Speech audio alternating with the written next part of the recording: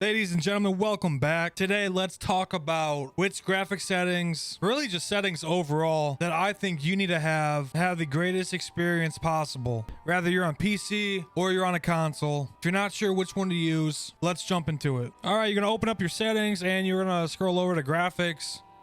It might look a little bit different on console. Come over here to gameplay. Everybody should have a field of view option. Personally, I like putting mine all the way out. I know some people like to put it like around like 110.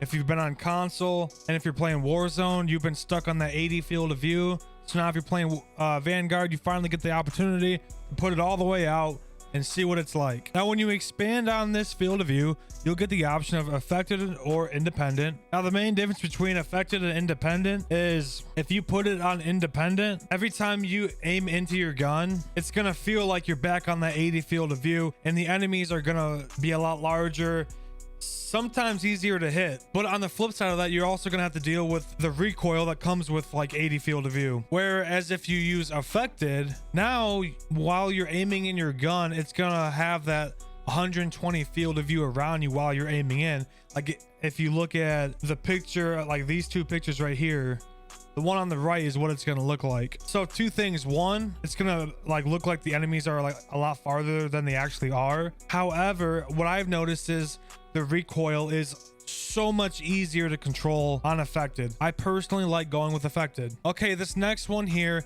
is camera movement. One of these things that they added this year into the game. When you first get the game, it's on default, which is 100%, which means you're running around like a madman and your screen shaking. There's all these explosions going on. To be honest, it's a lot of BS. It's a lot of stuff we don't need. Now, if you are a person, a casual player, and you're just trying to get the most realistic feeling, then by all means keep it on default. But I would also recommend that you turn this down and play with it. I like to go 50% the least.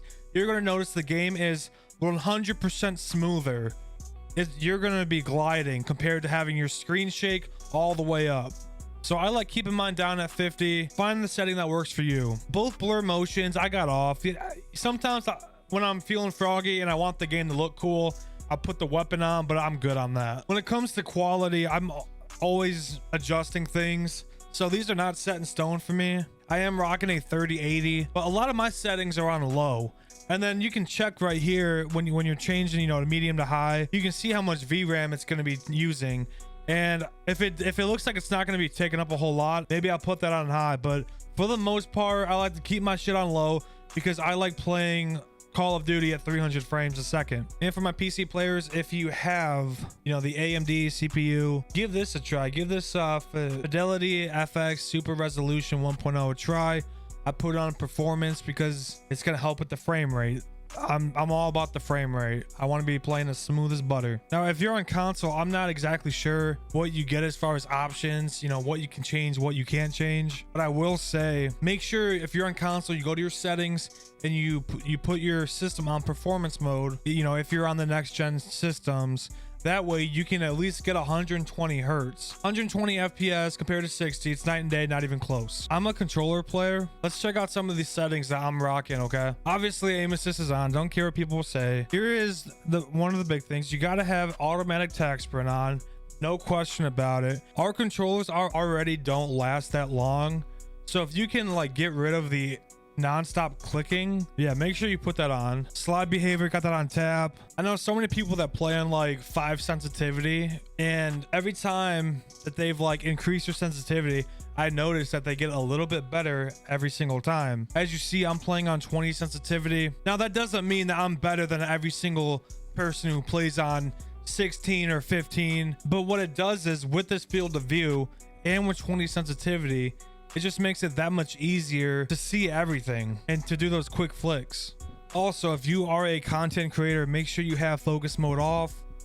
Otherwise, your Elgato will have trouble picking up the gameplay because as you read there, it says it sets a black overlay around the game window. It took me 2 days to try to figure it out. Finally, I went through the settings. It was like, oh, dumbass, there it is. I just wanted to share with you guys a few things that I think are essential to this game, like the camera shake, the different field of view options, rather it's when you're aiming down sight or not. Show you guys what I think is the best right now. Hope you guys liked this video. If you did, make sure you hit that sub button for me, and I'll catch you guys later.